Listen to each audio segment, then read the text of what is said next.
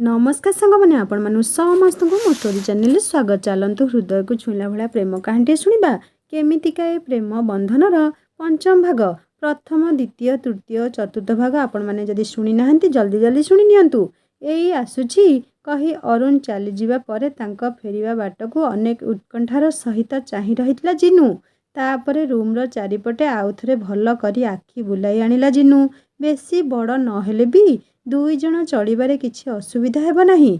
रोसई घर नाही, हाँ न था म एठी गोटे साइड्रे रोसई सामग्री रखिदेई रोसई कले चलिब।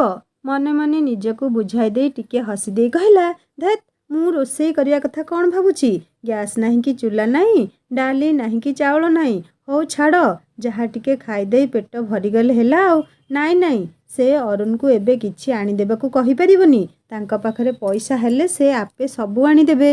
रहिबा पई घर ओ पिंधिबा पई कपड़ा तो अछि। तापरे देखा जाऊ अरुण को ऊपर मोर पूरा भरोसा अछि। धीरे धीरे से सबु करिबे। खेलिबा बुलिबा बयस रे जिए दिने घर द्वार सांगसाथी छाड़ी एते दूर को पळाई आसीथिला। आउ निज प्रेम को पाइबाकू दिन राति संघर्ष करिथिला। आउ 5 टंकार बिस्कुट रे दिन मानर भोक मेंटाउथुला।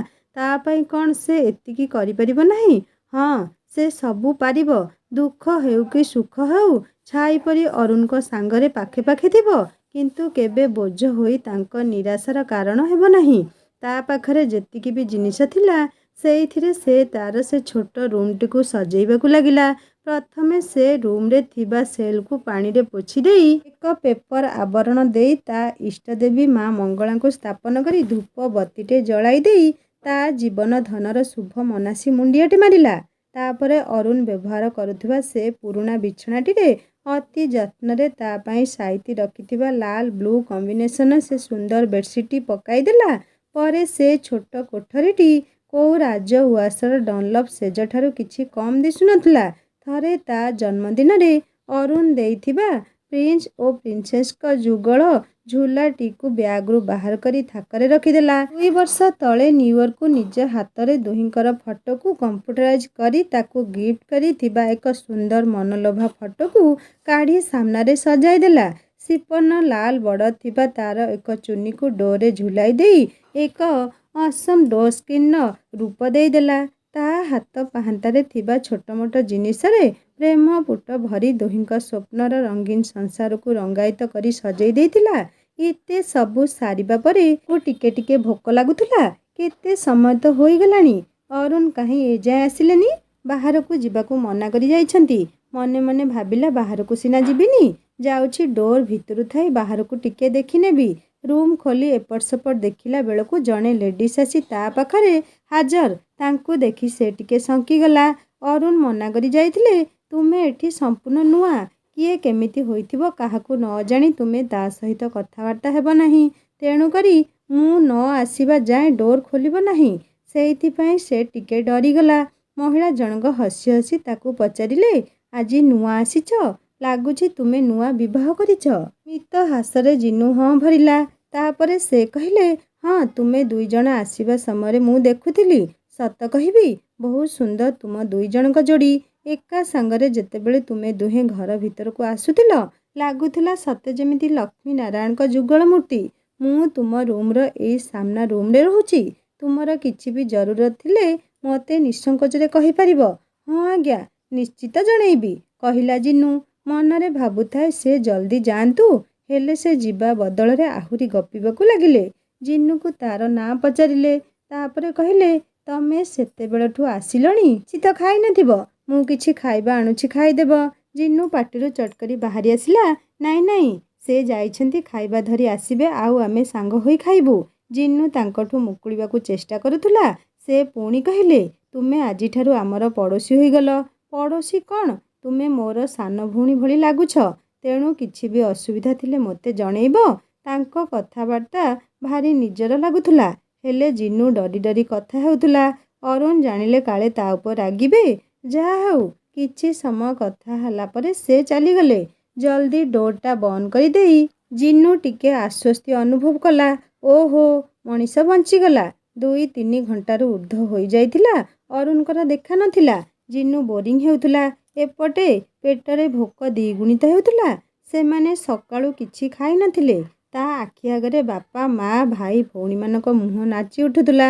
ବେଶୀ ମନେ ପଡ଼ୁଥିଲା ତା ଛୋଟ ଭାଇର କଥା। ଜମା 12 କି 13 ବର୍ଷର ଥିଲା। ସବୁବେଳେ ଅପା ଅପା କହି ତା ଆଗରେ ପଛରେ ଘୁରୁଥିଲା। ଆଜି ସେ ସେମାନଙ୍କଠାରୁ କାହିଁ କେତେ ଦୂରରେ। ବାପା ମାଙ୍କ ନିକଟରେ ସେ ଏକ ବିରାଟ ଦୋଷୀ। ସେ ଆସିବା ପରେ କେମିତି କେଉଁ ଅବସ୍ଥାରେ ସେମାନେ ଥିବେ ଭାବିଲା ବେଳକୁ ତା ଆଖିରେ ଲୁହ ଆସିଯାଉଥିଲା। କେବେ ପୁଣି ସେମାନଙ୍କୁ ଦେଖିପାରିବାର ନିରାଶ ବୋଧରେ ସେ କଇଁ କଇଁ ହୋଇ କାନ୍ଦି ଉଠୁଥିଲା। ସେ ଏକା ଖାଇପାରେନି ବୋଲି ମା, ଯିଏ ନିଜେ ନ ଖାଇ ତା ବାଟକୁ ଅନାଇ ବସୁଥିଲା। ଆଉ ବାପା, ଯିଏ ତାକୁ ଘଡ଼ିଏ ନ ଦେଖି ରହିପାରନ୍ତି ନାହିଁ। ଆଉ ଭାଇ ଭଉଣୀ ତ ତା ଜୀବନ ଥିଲେ। ପ୍ରକୃତରେ ସେ କେତେ ସ୍ୱାର୍ଥପର ହୋଇଯାଇଛି ସତେ। ନିଜ ପ୍ରେମ ପାଇଁ ସେମାନଙ୍କୁ ସହଜରେ ଭୁଲି ଯାଇଛି। ହଁ, ସେ ବା କ'ଣ କରିଥାନ୍ତା। ଅରୁଣଙ୍କ ପାଗଳ ପ୍ରେମ ହିଁ ସମସ୍ତଙ୍କୁ ଭୁଲାଇ ଦେଇଛି। ଦେଖୁନ, ସେଦିନ ମେଡ଼ିକାଲରେ ସମସ୍ତଙ୍କ ସାମ୍ନାରେ କେମିତି ତାଙ୍କ ଭଲ ପାଇବା ଜାହିର କରୁଥିଲେ। ଡିସଚାର୍ଜ ହୋଇ ଆସିଲା ବେଳେ ଜଣେ ବୟସ୍କ ମହିଳା ହସି ହସି ତାକୁ କହୁଥାନ୍ତି, ଆଲୋ ଝିଅ, ତୁ କୋଉ ଠାକୁରଙ୍କୁ ପୂଜା କରୁଥିଲୁ? ସ୍ୱାମୀଟିଏ ଏକା ପାଇଛୁ। ଭାଗ୍ୟରେ ଥିଲେ ହିଁ ଏମିତି ବର ମିଳେ। ଯାହା ହେଉ, ତୁମ ଦୁହିଁଙ୍କ ଯୋଡ଼ି ଏମିତି ସଲାମତ ଥାଉ। ଭଗବାନ ତୁମର ମଙ୍ଗଳ କରନ୍ତୁ। ସେ ଅଜଣା ବୁଢ଼ୀ ମାଉସୀଙ୍କର ଏମିତି ଆଶୀର୍ବାଦ ଭରା କଥାରେ ମୁଁ ତାଙ୍କ ଉଦ୍ଦେଶ୍ୟରେ ହାତ ଯୋଡ଼ିଲା ବେଳେ ଅରୁଣ ମୁଣ୍ଡ ନୁଆଁଇ ପ୍ରଣାମ ଜଣାଉଥିଲେ। ଗର୍ବରେ ଛାତିଟା ମୋର ଆଉ ଟିକେ ଚଉଡ଼ା ହୋଇଯାଉଥିଲା। ସତରେ ମୁଁ ଭାଗ୍ୟବତୀ, ଅରୁଣକୁ ସ୍ୱାମୀ ରୂପରେ ପାଇ। ଅସରନ୍ତି ଭାବନାର ଗଭୀର କୋଳରେ ହଜି ଯାଇଥିଲା ଜିନୁ। ଏତିକିବେଳେ ବାହାରେ ଗାଡ଼ିର ହର୍ଣ୍ଣରେ ସେ ପ୍ରକୃତିସ୍ଥ ହୋଇ ଉଠିଲା। କିଏ ଆଉ? ଅରୁଣ ଆସିଲେ କି? ନାଇଁ ନାଇଁ, ସେ ଡୋର ପାଖରେ ଆସି ନ ଡାକିବା ଯାଏଁ ସେ କେବେ ଡୋର ଖୋଲିବ ନାହିଁ। ସେ ଉଠିଯାଇ ଧୀରେ ସେ କାନ ଡେରିଲା। କିଛି ସମୟ ପରେ କେହି ଯେପରି ବାରଣ୍ଡାକୁ ଉଠିବାର ଶବ୍ଦ ହେଲା। ତାପରେ ଡୋର ନକ୍ କରି କେହି ଜଣେ କହୁଥିଲା, ମୋତେ ସାର୍ ପଠାଇଥିଲେ, ଡୋର ଖୋଲନ୍ତୁ ଆଜ୍ଞା। ମ୍ୟାମ୍, ଆପଣ ଭିତରେ ଅଛନ୍ତି? ଏମିତି ଏକ ଅପରିଚିତ ସ୍ୱରରେ ଜିନୁ ସମ୍ପୂର୍ଣ୍ଣ ରୂପେ ନର୍ଭସ ହୋଇଯାଇଥିଲା। ସେ ଡୋର ଖୋଲିବ କି ନାହିଁ ଚିନ୍ତା କରୁଥିଲା।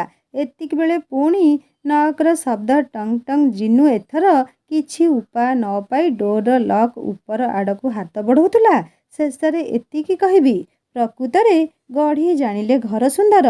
ସେଇଥିପାଇଁ ଧନ ନୁହେଁ, ମନର ସ୍ୱଚ୍ଛତା ନିହାତି ଆବଶ୍ୟକ। ଯେମିତି ଆଜି ସାମାନ୍ୟ କେତେଟା ଜିନିଷରେ ମଧ୍ୟ ଖାଲି ଥିବା ଘରଟିକୁ ସୁନ୍ଦର ଭାବେ ସଜାଇ ଦେଇଥିଲା। ସେଇଥିପାଇଁ କୁହାଯାଏ, ଧନରେ ମଣିଷ କେବେ ସୁଖୀ ହୋଇପାରେନି କିମ୍ବା ଶାନ୍ତି ପାଇପାରେନି। ଯେଉଁଠି ପରସ୍ପର ପ୍ରତି ଯତ୍ନ ଥିବ, ସ୍ନେହ ଥିବ, ସମ୍ମାନ ଥିବ, ସେଇଠି ହିଁ ଶାଶ୍ୱତ ପ୍ରେମର ଆବିର୍ଭାବ ହୋଇଥାଏ। ଅଭାବ ବୋଧ ଭିତରେ ଭରପୁର ପ୍ରେମର ମିଠା ମିଠା ଅନୁଭୂତି ସାଉଁଟିବାର ଅପେକ୍ଷାରେ ଡୋର ନକ୍ ଓ ଅନ୍ୟ ଜଣଙ୍କର କଣ୍ଠସ୍ୱର ଶୁଣି ଜିନୁ ଟିକେ ନର୍ଭସ ହୋଇଯାଇଥିଲା।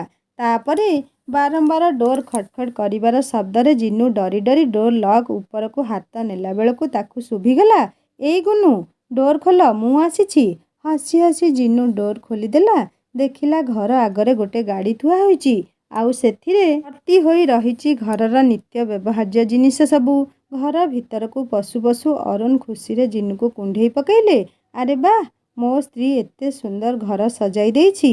ଆରେ ଏସବୁ ଏତେ ଜିନିଷ ତୁମେ କୋଉଠୁ ଆଣିଲ? ଏସବୁ ମୋ ସ୍ମୃତି।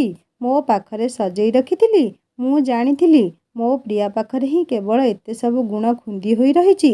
ହଉ ଚାଲିଲ, ଚାଲ, ଜୋରରେ ଭୋକ ଲାଗିଲାଣି, ଚାଲ ରୋଷେଇ କରିବା। ନୂଆ ଗ୍ୟାସ୍, ନୂଆ ଚୁଲା, ନୂଆ ପ୍ରେସର କୁକର, ସବୁ ସରଞ୍ଜାମ ନୂଆ, ରୋଷେଇ ମଧ୍ୟ ନୂଆ।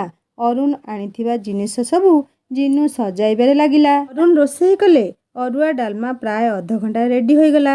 ଗୋଟିଏ ଥାଳିରେ ଭାତ, କଂସାରେ ଡାଲମା, ଲୁଣ ଲେମ୍ବୁ ଲଙ୍କାର ଏକ ମସ୍ତ ପାଗ ବନେଇ ଅରୁଣ ଡାକ ପକେଇଲେ, ଏଇ ଗୁନୁ, ଆସନା ଜଲ୍ଦି। ସେତିକି ସଜଡ଼ା ସଜଡ଼ି ହେଲା। ହଉ, ସେତିକି ଥାଉ, ଆସ ଆଗ ଖାଇବା। ଧୁଆଧୁଇ ହୋଇ ଜିନୁ ଆସି ଦେଖିଦେଲା ତ ତା ପସନ୍ଦର ଅରୁଆ ଡାଲମା, ତା ସାଙ୍ଗକୁ ଲେମ୍ବୁ ଲଙ୍କାର ରାଗୁଆ ରାଗୁଆ ପାଗ। ଖୁସିରେ ଭେରାଏ ନାଚିଗଲା।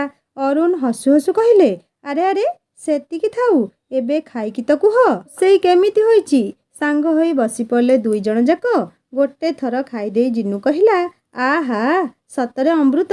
କୋଉଠୁ ଶିଖିଲ ଏତେ ଟେଷ୍ଟି? ଓହୋ, କ'ଣ କହିବି। ହଉ ହଉ, ପେଟ ଭରି ଖାଇଦିଅ, କହିଲେ ଅରୁଣ। ଦୁହେଁ ଦୁହିଁଙ୍କ ପାଟିକୁ ଦେଉ ଦେଉ ପେଟ ସିନା ଭରି ଯାଇଥିଲା, ହେଲେ ମନ ଭରୁ ନଥିଲା।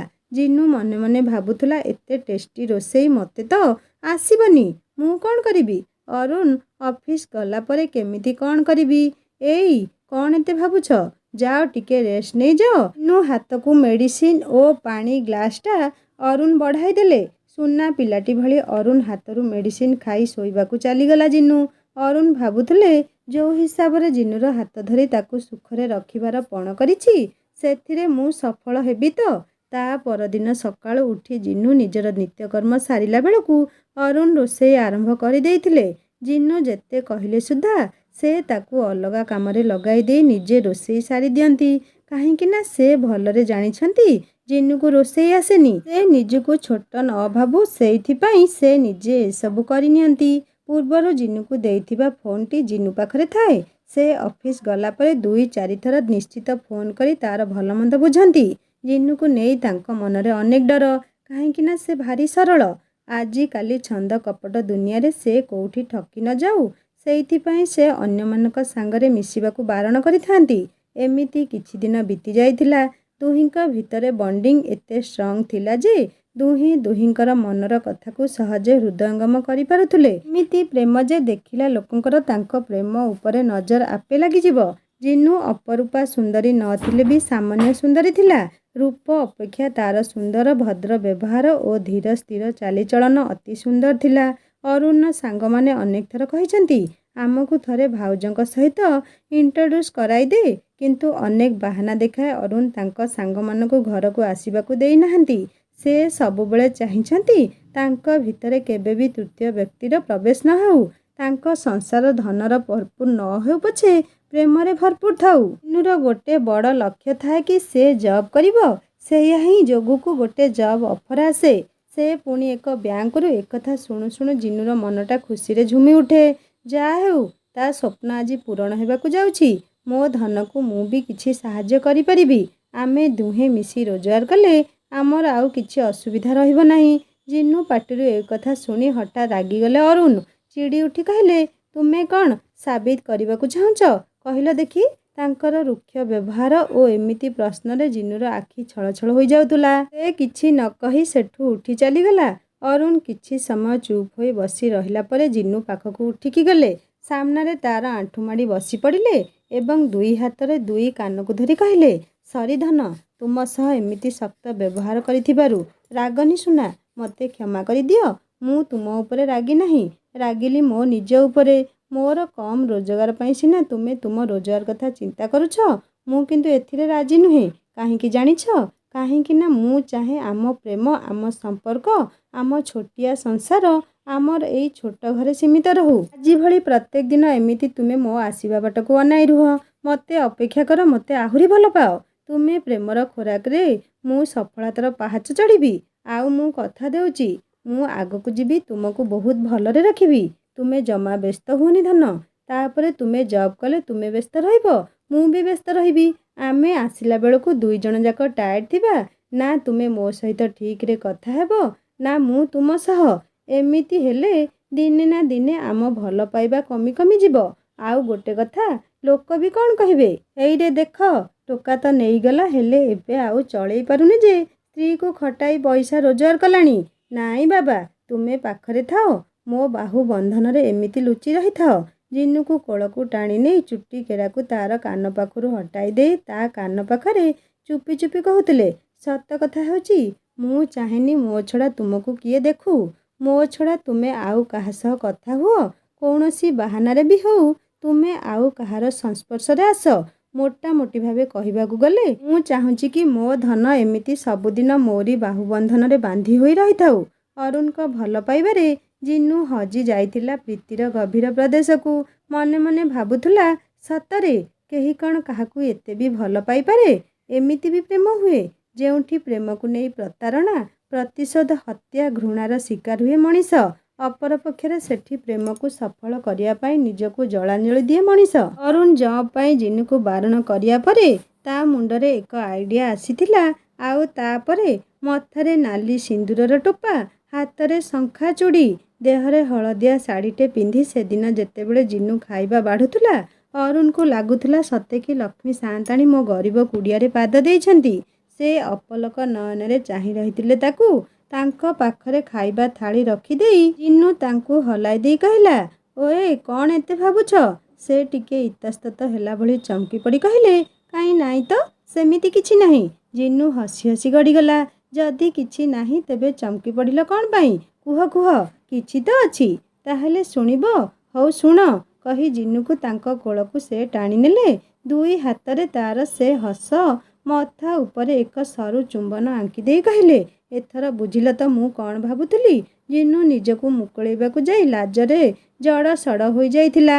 ତା ପାଟିରୁ ବାହାରି ଆସିଲା, ଧେତ୍ ତୁମେ ନା, ଯାହା କୁହ ତୁମକୁ ଆଉ ପାରି ହେବ ନାହିଁ। କୋଉଠି ଯାଇ କୋଉଠି ପହଞ୍ଚି ଯାଉଛ? ଯାହା କୁହ ଜିନୁ, ଆଜି ମୋ ନଜର ଲାଗିଗଲା। ଏ ହଳଦିଆ ଶାଢ଼ୀରେ ତୁମେ ସତରେ ଭାରି ସୁନ୍ଦର ଲାଗୁଛ। ଶୁଣ, ମୁଁ ଘରୁ ଗଲା ପରେ ତୁମେ ଜମା ବାହାରକୁ ବାହାରିବ ନାହିଁ। ଅରୁଣଙ୍କ କଣ୍ଠରେ ଯେମିତି ବ୍ୟସ୍ତତା ଭରି ରହିଥିଲା। ତାଙ୍କୁ ହାଲକା କରିବା ପାଇଁ ଜିନୁ କହିଥିଲା, ଯାଅ ମ, ମୁଁ କ'ଣ ଛୁଆଟେ ହୋଇଛି ନା କ'ଣ? ତୁମେ ଛୁଆ ନୁହେଁ ଯେ ତୁମର ଏଇ ଛୁଆଳିଆମି ପାଇଁ ମୋତେ ଡର। ନିଜ ହାତରେ ଖୁଏଇ ଦେଉ ଦେଉ, ହଉ ଲୋ, ତୁମେ ଆଉ ଡରନି, ମୁଁ ତୁମର ସମସ୍ତ କଥା ମାନିବି। କୋଳକୁ ଆଉଜେଇ ନେଇ ମନର ସମସ୍ତ ବିଶ୍ୱାସକୁ ତା ଉପରେ ଅଜାଡ଼ି ଦେଇ ଡ୍ୟୁଟି ବାହାରି ଯାଇଥିଲେ ଅରୁଣ। ତାଙ୍କ ପଛରେ ଗେଟ୍ ଯାଏଁ ଯାଇ ତାଙ୍କ ଯିବା ବାଟକୁ ସେମିତି ଏକଲରେ ଚାହିଁ ରହିଥିଲା ଜିନୁ। ତାକୁ ଭାରି କଷ୍ଟ ହେଉଥିଲା। ଅରୁଣଙ୍କ ପାଖରେ ବାଇକ୍ଟେ ନଥିଲା। ସେ ଚାଲି ଚାଲି 2 କିଲୋମିଟର ଯାଉଥିଲେ। ସବୁଦିନ ସେ ଗଲା ପରେ ସେଇଠି ଠିଆ ହୋଇ ଜିନୁ ଭଗବାନଙ୍କ ଉଦ୍ଦେଶ୍ୟରେ ହାତ ଯୋଡ଼େ, ହେ ପ୍ରଭୁ, ମୋ ଧନକୁ ଟିକେ ସାହା ହୁଅ। ତାଙ୍କର ଏ ଚାପା ଦରଜ ଜିନୁକୁ ସତରେ ଭାରି ବାଧେ। ଏତେ ଭଲ ପାଇବା ବେଳେବେଳେ ନିଜର ଲୋକ ହିଁ ସହିପାରନ୍ତି ନାହିଁ। ସେମିତି ଅରୁଣଙ୍କ ମ୍ୟାରେଜ ସମୟରେ ହୋଇଥିବା ଖର୍ଚ୍ଚରେ ତାଙ୍କର କୌଣସି ସମ୍ପର୍କୀୟ କିଛି ସାହାଯ୍ୟ କରିଥିବାରୁ ସେ ପଇସା ବାବଦରେ ଜିନୁ ଧରୁଥିବା ମୋବାଇଲଟା ମାଗୁଥିଲେ। ତାଙ୍କର କହିବା କଥା ଏମିତି ଥିଲା, ସେ ତ ସବୁଦିନ ପାଇଁ ତୋ ପାଖରେ ରହିଲା, ତାର ଆଉ ଫୋନ୍ କ'ଣ ଦରକାର ଯେ? ତାର ସେ ଫୋନ୍ଟା ଆମକୁ ଦେଇଦେ। ଅରୁଣ ଠିକ୍ ବୁଝିପାରୁଥିଲେ ତାଙ୍କ କହିବାର ଉଦ୍ଦେଶ୍ୟ। ଜିନୁ ଏକୁଟିଆ ରହିଲେ ବି ସେ ଏଇଥିପାଇଁ ନିଶ୍ଚିତ ଥିଲେ ଯେ ଜିନୁ ପାଖରେ ଫୋନ୍ ତ ଅଛି, ସୁବିଧା ଅସୁବିଧାରେ ସେ ତାକୁ କଣ୍ଟାକ୍ଟ କରିପାରିବ। ହେଲେ ସେତିକି ତ ମୁଠାରୁ ଗଲେ ସେ ନିରୁପାୟ ହୋଇଯିବ। ହେଲେ କ'ଣ କରିବ ସେ? ସମ୍ପର୍କର ଦୋଛକିରେ ଦଣ୍ଡାୟମାନ ଅରୁଣ ଅସ୍ଥିର ହୋଇପଡ଼ୁଥିଲେ। ହେଲେ ଜିନୁ ତାଙ୍କୁ ଭରସା ଦେଇ କହିଲା, ସମ୍ପର୍କ ଭାଙ୍ଗିଯିବାର କଷ୍ଟ ଅପେକ୍ଷା ଆମର ଅଭାବ ବେଶୀ କଷ୍ଟଦାୟୀ ନୁହେଁ। ତେଣୁ ତୁମେ ତାଙ୍କ ସେ ଫୋନ୍ ଦେଇଦିଅ।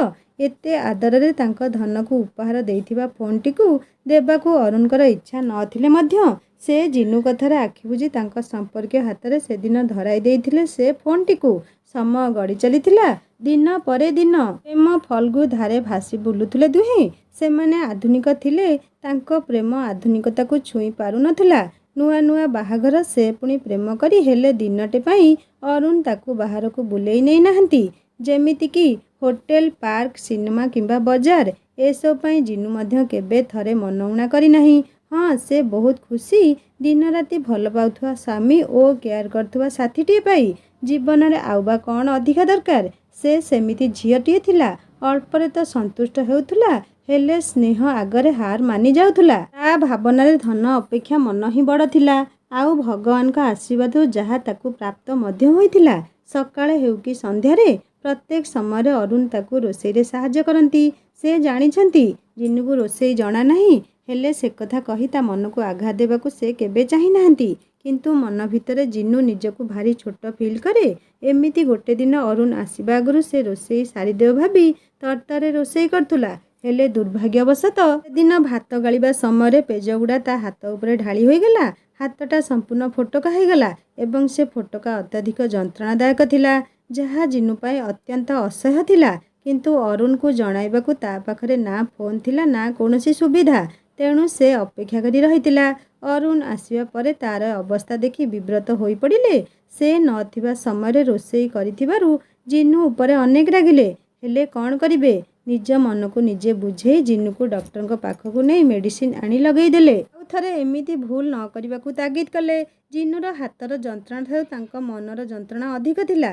ସେ ଜିନୁକୁ ରାଗରେ ତ ଯାହା କହିଲେ କହିଲେ, ହେଲେ ପର ମୁହୂର୍ତ୍ତରେ କୁଣ୍ଢାଇ ଧରି ଅନେକ କାନ୍ଦିଥିଲେ। ଜିନୁ କହୁଥିଲା, ଆରେ ଏମିତି ଛୁଆଙ୍କ ଭଳି କାନ୍ଦୁଛ କ'ଣ? ମୁଁ ଠିକ୍ ଅଛି। ସେ କିନ୍ତୁ ଆହୁରି ଜଡ଼ାଇ ଧରୁଥିଲେ। ହୁଏତ ସେ ଜିନୁକୁ ହରାଇବାର ଦୁଃଖ ଏଇ କିଛି ଦିନ ଆଗରୁ ଅନୁଭବ କରିସାରିଥିଲେ। ଆଉ ସେଇ ଡର ହିଁ ତାଙ୍କ ମନରେ ବସା ବାନ୍ଧି ଯାଇଥିଲା। ତେଣୁ ତାଙ୍କ ହୃଦୟରୁ ଝରୁଥିଲା ଯନ୍ତ୍ରଣାର ଅବାରିତ ଧାର, ଯାହା ଲୁଚାଇବାକୁ ଯାଇ ସୁଦ୍ଧା ଜିନୁ ଦୃଷ୍ଟିରୁ ବର୍ତ୍ତି ପାରୁନଥିଲେ। ଅରୁଣଙ୍କର ଅନ୍ତହୀନ ପ୍ରେମ ପାଖରେ ଜିନୁ ହାତର ଯନ୍ତ୍ରଣା କୁଆଡ଼େ ମିଳେଇ ଯାଉଥିଲା। ପଛ ଦିନର କଥା ତାର ମନେ ପଡ଼ି ଯାଉଥିଲା। ସାଙ୍ଗମାନେ କହୁଥିଲେ, ନୂଆ ଚାଦର ନୂଆ ନୂଆ ବେଳେ କେଡ଼େ ଆଦର। ସେମିତି ନୂଆ ନୂଆ ପ୍ରେମ ଭାରି ମିଠା ଲାଗେ। କିଛି ଦିନ ପୁରୁଣା ହୋଇଗଲେ ପୁଣି ଯେଉଁ କଥାକୁ ସେଇ କଥା। ସମସ୍ତେ ବଦଳି ଯାଆନ୍ତି। ଆଉ ପୁଅମାନେ ତ ତାଙ୍କ ସ୍ୱାର୍ଥ ପୂରଣ ହୋଇଗଲେ ଗୋଡ଼ରେ ଆଡ଼େଇ ଦିଅନ୍ତି। ଦେଖୁନ ଏସବୁ ଘଟଣା କେମିତି ସାଧାରଣ ହୋଇଗଲାଣି। ହଁ, ଏମିତି କର, ଭଲ ପାଅ, ଏନ୍ଜୟ କର, ବାସ୍ ପଇସାବାଲା ଦେଖି ବାହା ହୋଇଯାଅ। ସାଙ୍ଗମାନଙ୍କ କଥା ଜିନୁ ସବୁ ଶୁଣେ, କିନ୍ତୁ ନୀରବ ରହିଯାଏ। ମନେ ମନେ ଭାବେ, କେମିତି ଜଣକୁ ମନ ଦେଇ ଆଉ ଜଣକୁ ବାହା ହୋଇଯିବ। ନାଇଁ ନାଇଁ, ତା ଦ୍ୱାରା ଏସବୁ ହେବ ନାହିଁ। ଯିଏ ଥରେ ମନରେ ବସିଯାଏ ସେ ହିଁ ଜୀବନର ପ୍ରଥମ ଦେବତା। ତାଙ୍କୁ ଭୁଲି ଆଉ କେମିତି ନିଜର କରିହେବ? ପ୍ରେମ ଏକ ପୂଜା, ପ୍ରେମ ଏକ ଅନ୍ତହୀନ ଅନୁଭବ, ପ୍ରେମ ଏକ ମିଳନ ଦୁଇ ହୃଦୟର, ପ୍ରେମ ଏକ ସ୍ୱର୍ଗୀୟ ଅନୁଭୂତି, ଯାହା ସଦା ସର୍ବଦା ନିର୍ମଳ, ଚିରନ୍ତନ, ସତ୍ୟ ଓ ଶାଶ୍ୱତ। ଆଉ ଯେଉଁଠି ପ୍ରତାରଣାର ସ୍ୱର, ସେଠି କେବେ ପ୍ରେମ ହିଁ ନଥିଲା। ହଁ, ଥାଇପାରେ କୌଣସି ଲାଳସା ଯାହାକୁ ପ୍ରେମ ନାମରେ ନାମିତ କରି ଛଳନାରେ ହାସଲ କରାଯାଏ, ହେଲେ ପ୍ରକୃତ ଅତ୍ୟନ୍ତ ଯନ୍ତ୍ରଣାଦାୟକ। ଜଣକ ହୃଦୟର ଆବେଗକୁ ଆଉ ଜଣେ ଅକ୍ଳେଶରେ ଭେଦ କରିପାରେ। ଜଣକ ଆଖିରୁ ଲୁହ ଝରିଲେ ଆଉ ଜଣକ ଛାତିରୁ ରକତ ନିଗିଡ଼ି ପଡ଼େ।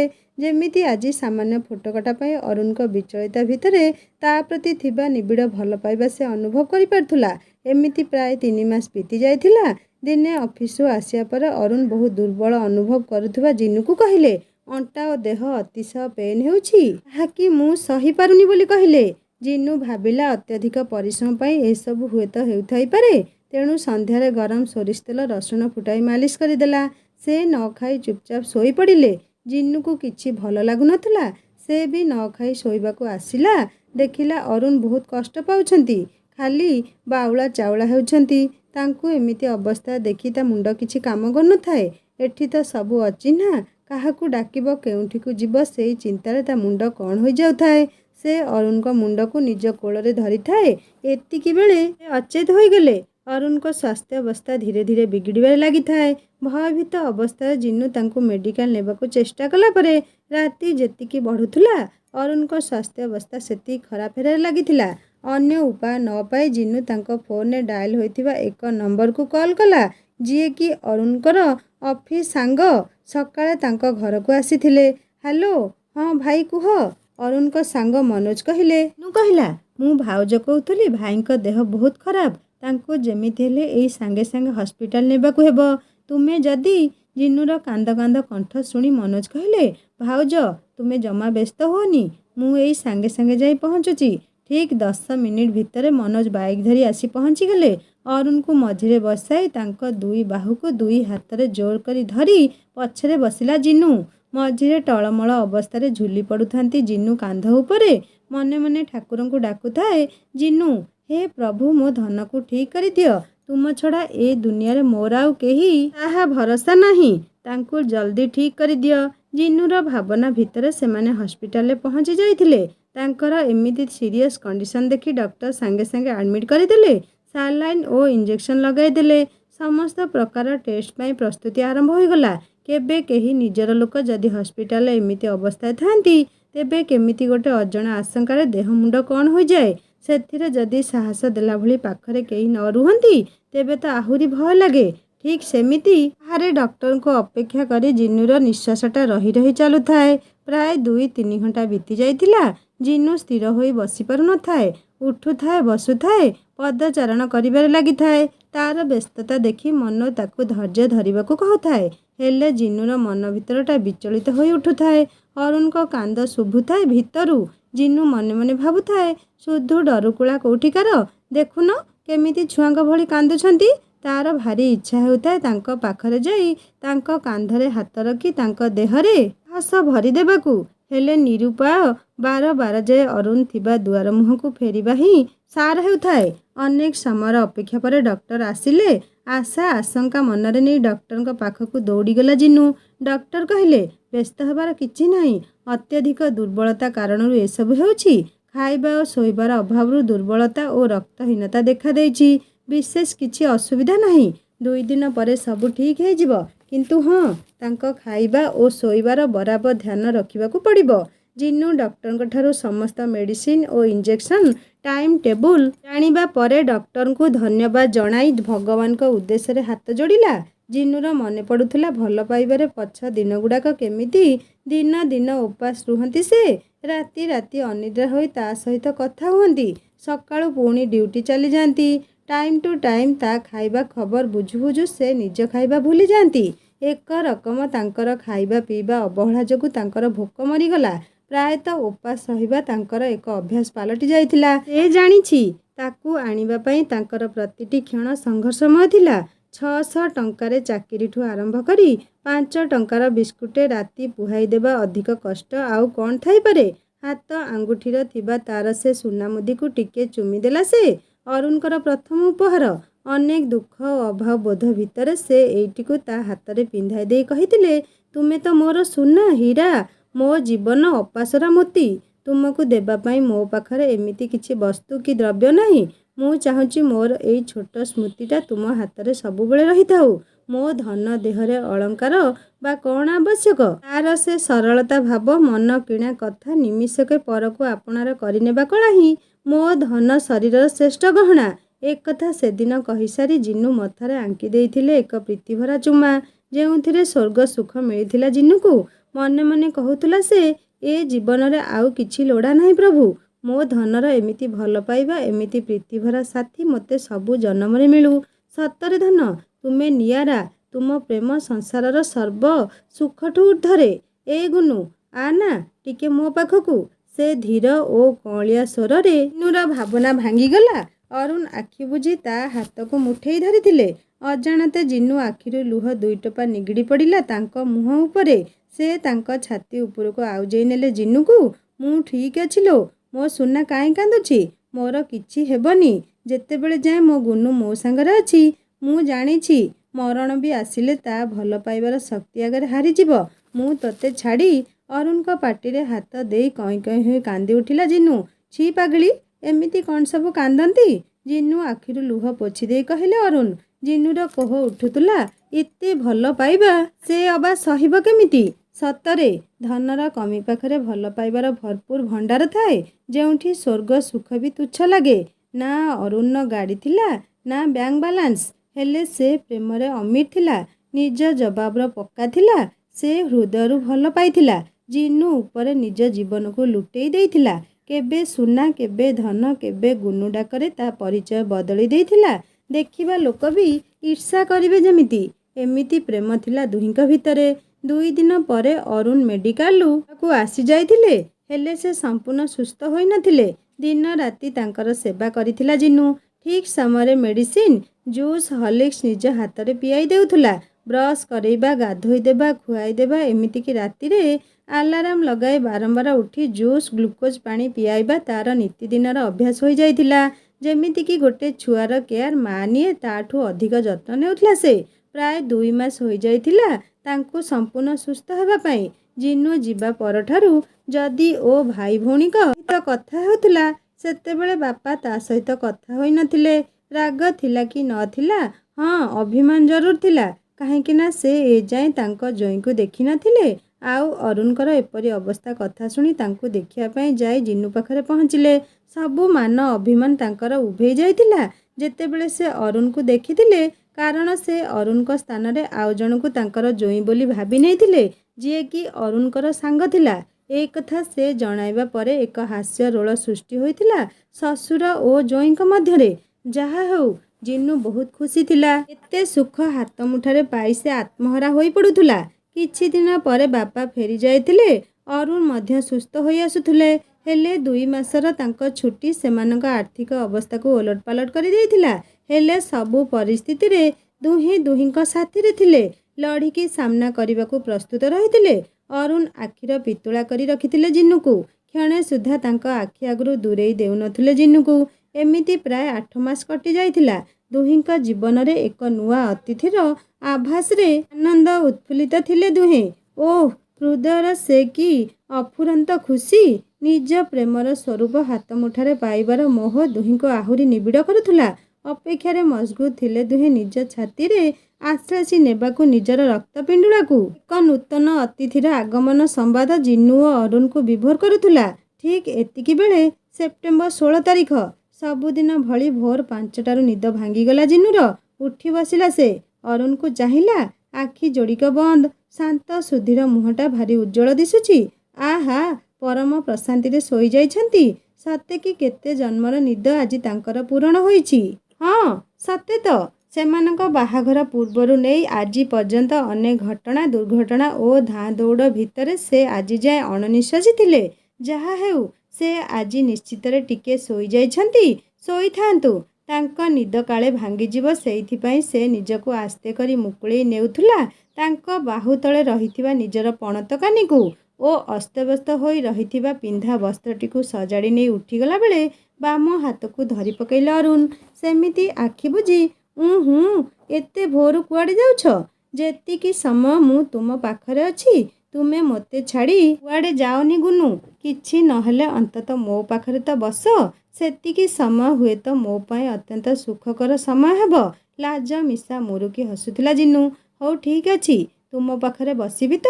ତେଣେ ସକାଳ ହୋଇଯିବ ଆଉ ଅନ୍ୟମାନେ ଉଠି ପଡ଼ିବେ। ଆଉ ତାପରେ କ'ଣ ଜାଣିଛ ତ? କମନ୍ ଲାଟ୍ରିନ୍, ବାଥରୁମ୍ ଆଉ ମୁଁ। ଜିନୁ ପାଟିରୁ କଥା ଛଡ଼ାଇ ଆରେ ହଁ, ମୋ ଧନ ଲୋ, ମୁଁ ତ ପୁରାପୁରି ଭୁଲି ଯାଇଥିଲି।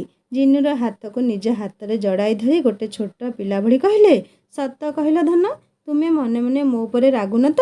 ଛି, ଏମିତି କ'ଣ କହୁଛ? କ'ଣ ପାଇଁ ମୁଁ ତୁମ ଉପରେ ରାଗିବି ଯେ? ଏଇ ଯେମିତି ମୁଁ ତୁମକୁ ଆଣି ଏମିତି ଏକ ଜାଗାରେ ରଖିଛି ଯେଉଁଠି ତୁମେ ଫ୍ରିରେ ଟିକେ ଗାଧୋଇ ପାଧୋଇ ପାରୁନ, ବାହାରକୁ ବାହାରି ପାରୁନ, ଚାରିପଟେ ଲୋକଙ୍କ ଗହଳି, ଗୋଟେ ଭଲ ଘରେ ଭଲ ପରିବେଶରେ ରଖିପାରିଲିନି।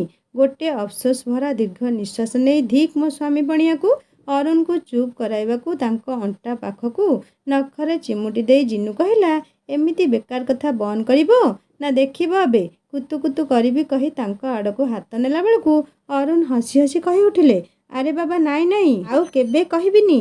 ପ୍ଲିଜ୍ ଏଇଥରକ ଛାଡ଼ିଦିଅ। ଗୋଟେ ନିଷ୍ପାପ ଶିଶୁ ଭଳି ଅରୁଣଙ୍କର ଅନୁରୋଧ ଭରା ବାକ୍ୟରେ ଜିନୁ ହସି ହସି ଗଡ଼ୁଥିଲା।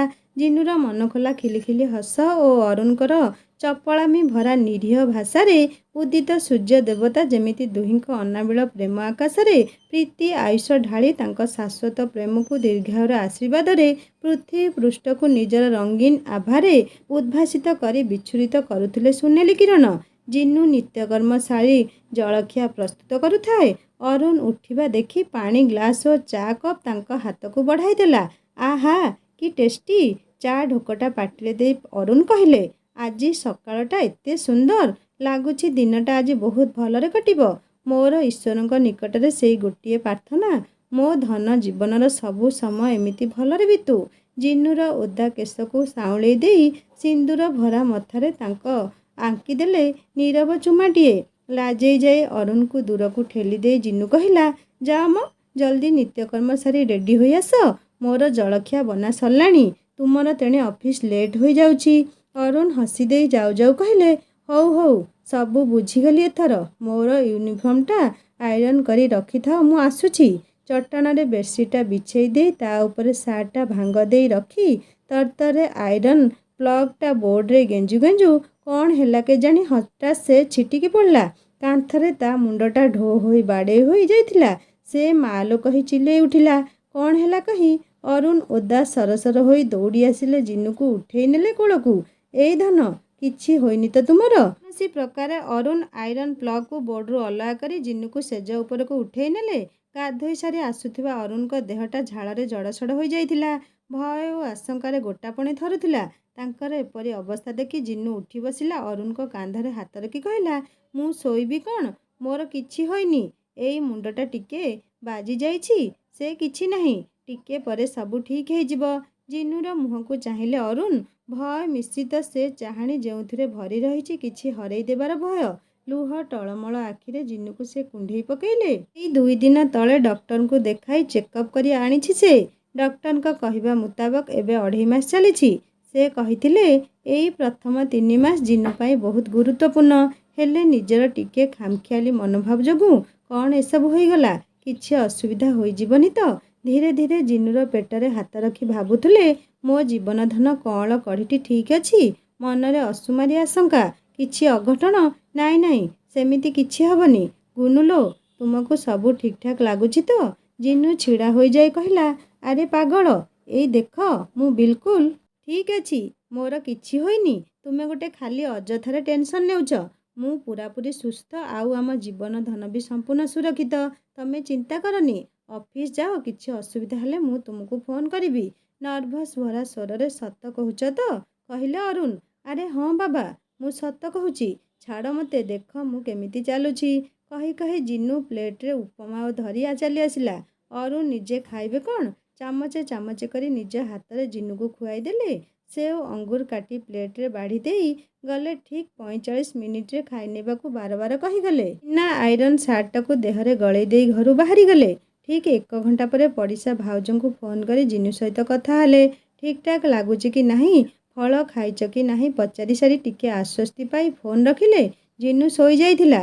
ଗଭୀର ନିଦରେ ତାକୁ ଯେମିତି ଲାଗିଲା ତା ପେଟ ଭିତରେ କିଛି ହଲଚଲ ହେଉଛି, କିଛି ଏକ ଅଲଗା ଅନୁଭବ। ଏମିତି ଏକ ଜିନିଷ ଯାହାକି ବାହାରକୁ ଆସିବାକୁ ଉଦ୍ୟତ।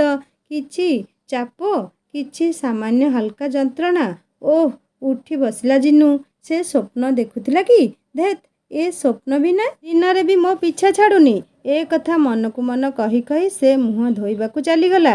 ସାଙ୍ଗମାନେ, ଜିନୁ ଓ ଅରୁଣଙ୍କ ଦାମ୍ପତ୍ୟ ଜୀବନରେ ଆଗକୁ କ'ଣ ଘଟିବ ତାହା ଜାଣିବା 6ଠ ଭାଗରେ। କାହାଣୀ କେମିତି ଲାଗୁଛି ମୋତେ ନିଶ୍ଚୟ କମେଣ୍ଟ କରି ଜଣାଇବେ। ଆଉ ହଁ, ପୂର୍ବ ଭାଗଗୁଡ଼ିକ ଆପଣମାନେ ଯଦି ଶୁଣି ନାହାନ୍ତି ତାହେଲେ ଜଲ୍ଦି ଶୁଣି ନିଅନ୍ତୁ।